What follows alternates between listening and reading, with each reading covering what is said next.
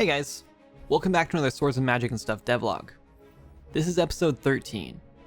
It's been quite a while since the last devlog, but I can assure you it's because we've been working hard on the game so we can bring you the best possible experience come September when it launches on Steam in early access. If you haven't wishlisted the game yet, please do so using the link in the description below. It really means a lot to us and it helps gauge the popularity of the game. I could be wrong, but I've heard that Steam uses the wishlist as a part of their algorithm to see who gets featured on the homepage. And if that's the case, we really want to weight the dice in our favor as much as we can. You may have noticed that brand new intro tune that just played. That was created by Landon Walter, the new official composer for Swords and Magic and Stuff. When we told people we were looking for a composer for the game, we got a flood of applicants coming in from everywhere. But one track, written specifically for Swords and Magic, really stood out to us.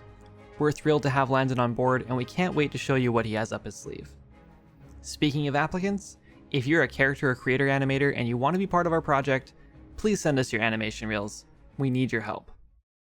So the last time we spoke, the Kickstarter was in full swing, but the campaign has since ended in an astounding success.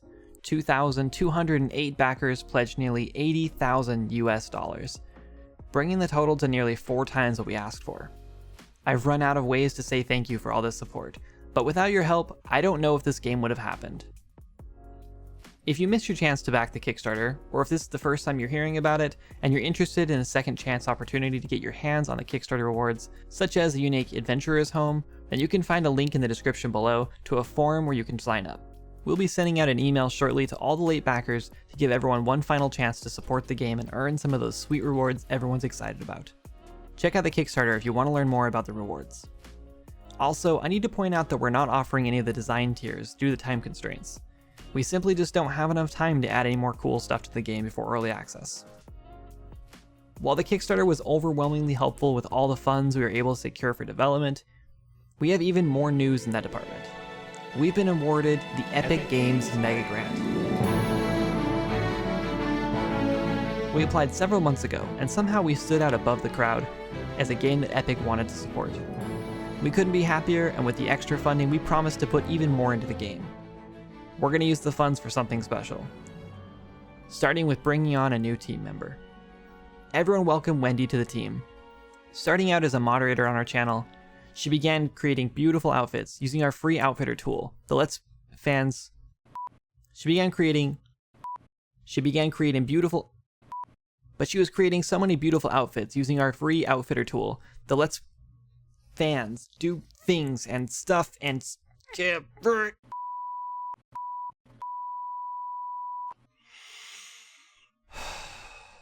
Everyone please welcome Wendy to the team. She started out creating beautiful outfits using our free outfitter tool that lets fans create their own clothes and submit them with the potential of them being added to the final game.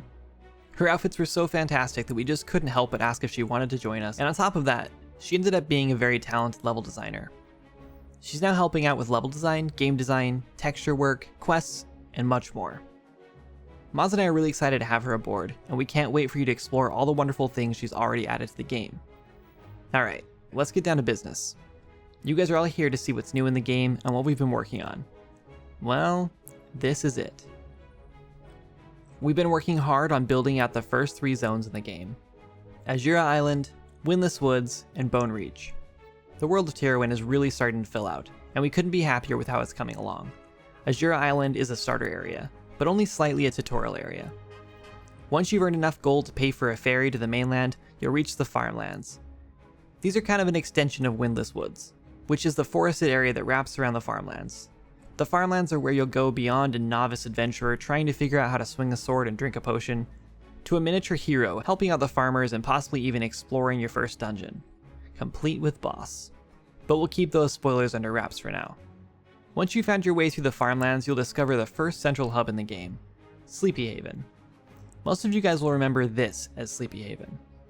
But with Wendy's help, we're going to turn Sleepy Haven into a proper town, complete with shops, an inn, and a tavern.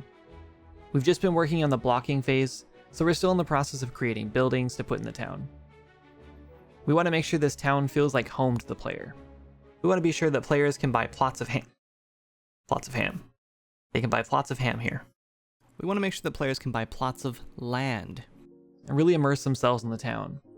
We figured this will be the central hub for the game until Alaran City is finished, so making the player feel comfortable is really important to us. Once you're ready to adventure out again, you might come across a bit of deforested woods where the wild orcs of Bone Reach have laid waste to part of the Windless Woods in order to fuel their war efforts.